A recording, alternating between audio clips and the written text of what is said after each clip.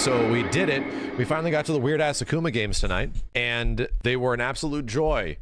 So we started with Pocket Fighters, and Pocket Fighters, aka Gem Fighter Minimix, as I believe it's called in some other places of the world, has Akuma, and he's playable. We've played through him before back in the old Akuma Legacy, and this character in this game follows in suit with the majority of other characters that are in Pocket Fighter, where there's not a lot of open-ended combat in this one, weirdly enough. Pocket Fighter's an extremely charming game, don't get me wrong, and we've played through it a variety of times. It's in the Capcom Fighting Collection that came out a couple years ago. It's super worth checking out. But I think gameplay-wise, there's always been a little bit of a desire on my end to have the game feel a little bit better. And there's another rival game, which is SNK versus Capcom on Neo Geo Pocket Color, that is a very similar sort of game where you have like two very small characters with small normals, chibi characters that are fighting. But the game on Neo Geo Pocket Color that's made by SNK has always felt better to me. It's always felt like more enjoyable and more fun. You have like just much more freedom of moves and way more things that you can do, combo strings, combo chains. It's just a very fun ass game. Check out this dive kick, bro. Hey, stop it! It's raining. Man, I wish you could stop being a huge dick about this. For you. Okay. And this one's mad specific. So not only do your characters in Pocket Fighter and Akuma get really short normals, they're also just kind of bad. There's very few that are cancelable, even. And even when you do cancel them, what are the best combos you're getting in Pocket Fighter, unless you're finding some broken shit? Pretty much jump in, low forward fireball. So it's not really that crazy. You know, it's a relatively kind of like, I'd say, safe game that does give you the ability to sort of execute some really cool moves with characters every once in a while. You have to be shitting my ass.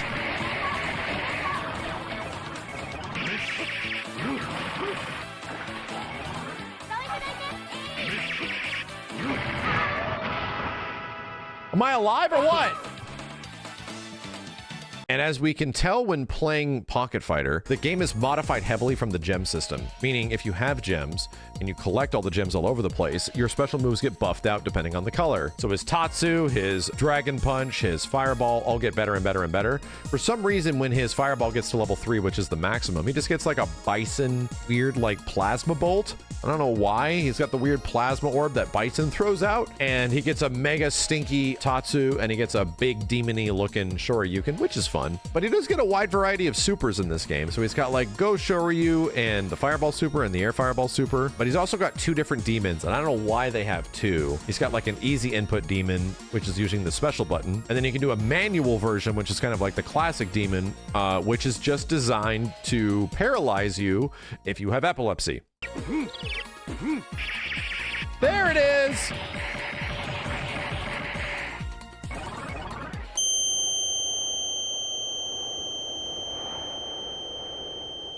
I'm back. Either way, Akuma's fun in this game, but I think the overall charm of Pocket Fighter as a game is way better than actually playing it at times. And I've come back to this so many times, and it's such a charming, pretty game. I even forget to mention that the game is crammed full of like auto combos, like punch, punch, kick, punch, you know, kind of stuff. And all of these combos have unique transformations for all the characters. And these unique transformations are effectively either throwback references to the characters from other games, or just the characters in unique costumes from other titles. Akuma, for some reason, turns into an Olympic swimmer at the end of his punch light combo. I don't know why. I can't tell you. Jesus! No! She's gonna cheese me to death. I don't believe it. No chip kills in this? Outside of that, there was something new that we did in this Pocket Fighter playthrough that I really enjoyed, that I didn't know about. The PlayStation and Saturn version have this like endless mode, and I think it's technically endless. It's sort of like a unique survival mode. And this shit is the same as survival. You're just gonna go through the whole roster and fight them, but the screen and the background scroll to the right. So as soon as you complete a segment, you scroll to the right.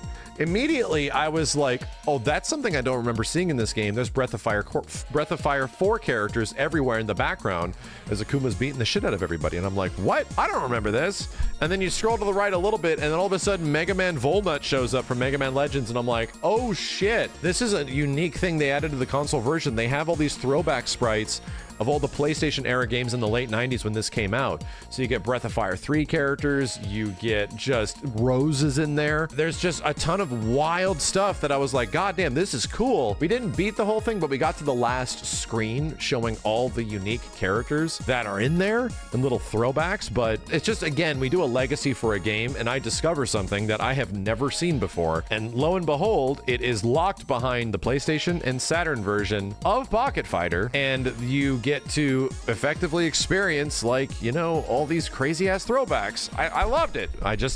I loved it.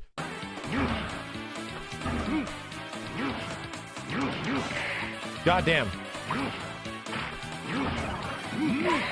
Oh, brother! This shit's so hard, dude. Although I have to admit, Akuma in this game is a little dry. He's okay. And it's not super exciting. What is super exciting is what comes after Pocket Fighter. And it's a little game called Cyberbots. This was another game that was recently included in that Capcom Fighting Collection that came out in 2022. And these games were effectively lost to time, Pocket Fighter and Cyberbots. When they were included on there, it was kind of amazing, but funny enough, that version of the game misses the big thing in Cyberbots that we're going to cover. And it also misses that endless mode that is in the PlayStation and Saturn version of Pocket Fighter. So they're like basic arcade versions, and the basic arcade version of Cyberbots does not technically have Akuma. If you beat the game enough on the PlayStation version or the Saturn version, which didn't either come out in the US, you can unlock multiple different mech suits. You pick a pilot and you pick a mech suit. And as you start scrolling through all the mech suits you have unlocked, at the very bottom is Akuma. And he is a wild, giant Mega Man looking mecha dude from the future. I don't know if this goes on to inspire Mecha Goki or Cyber Akuma in Marvel Superheroes vs. Street Fighter, or if it came a little bit before or after, but he's there, man. And yeah, he's got Tatsu, he's got Fireball, he's got DP, he's got Go Hado, he's got Air Fireball. It is friggin' crazy, and he's clearly busted. He's clearly the most ridiculous mech out of all of them. He does an absolute shit ton of damage in this game. Damn, bro. Come here, you. Oh, Jesus. Damn, this mech is powerful as shit. Cyberbots is an interesting one too, because it's another game that has kind of similar controls to Pocket Fighter, and they came out around the same time. It's just punch, kick, weapon, and boost is all the game effectively is. I think there might be one more button I'm not thinking of, but with the buttons effectively, you can emulate all the moves that Akuma has and do sort of like chain combos and target combos with him. You don't even need to do anything big. You just do like punch, kick into Dragon Punch, and their life bar is just gone. You land the DP in Cyberbots with Akuma, and it's just game over. This has always been an interesting game to me because it was effectively like missing from arcades, even though there isn't a US arcade version. It's what we play in the Capcom Fighting Collection. Although almost nobody will get to see this version of Akuma in almost all of it. It's such a mysterious, hidden-ass version of this character that we did play before back like 8 years ago. But at least in this one, we got to do a couple of pretty sick things. I got to do the Raging Demon. I don't know if we got to do that before. Maybe we did. And it is not the same. You know, this is a Raging Demon that you see all 15 hits of. The AI in this game is a bastard. That's all I gotta say. It's a big bastard. But it is fun, and it is wild to see how powerful they make Akuma here. Oh my god damn, I'm literally trying. Holy shit, you're a piece of shit. You know that? You can just block in the air, you piece of shit.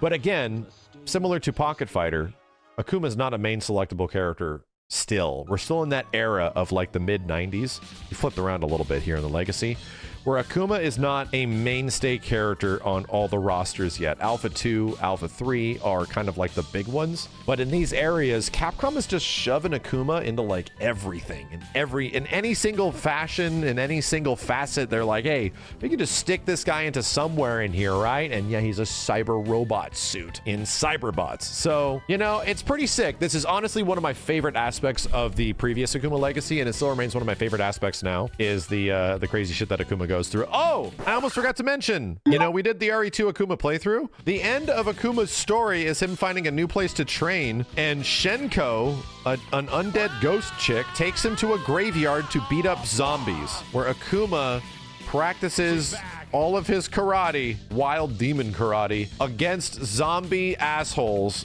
endlessly, and Akuma loves it. So no shit, somehow Resident Evil 2 Akuma is canon. And in fact, I will add canon to that. Shenko doesn't take Akuma to some random Darkstalker's graveyard. I'm gonna say Shenko takes Akuma to Raccoon City. And that is how he gets to Raccoon City. The lore has expanded. And so Akuma was led by Shenko to an abandoned graveyard located deep within a forest. How do you like it? At night, you can practice your moves on the hordes of zombies that dwell here. Also related to Resident Evil 2, okay? Might prove interesting to brush up my sure killing techniques on these zombies. Bro! See, this shit was real. Look at this fucking screenshot. Look at this shit. He's just, Shenko just takes his ass to Raccoon City. Having found the perfect place to train, Akuma's quest to become the world's mightiest warrior continues. This shit is canon. That's amazing.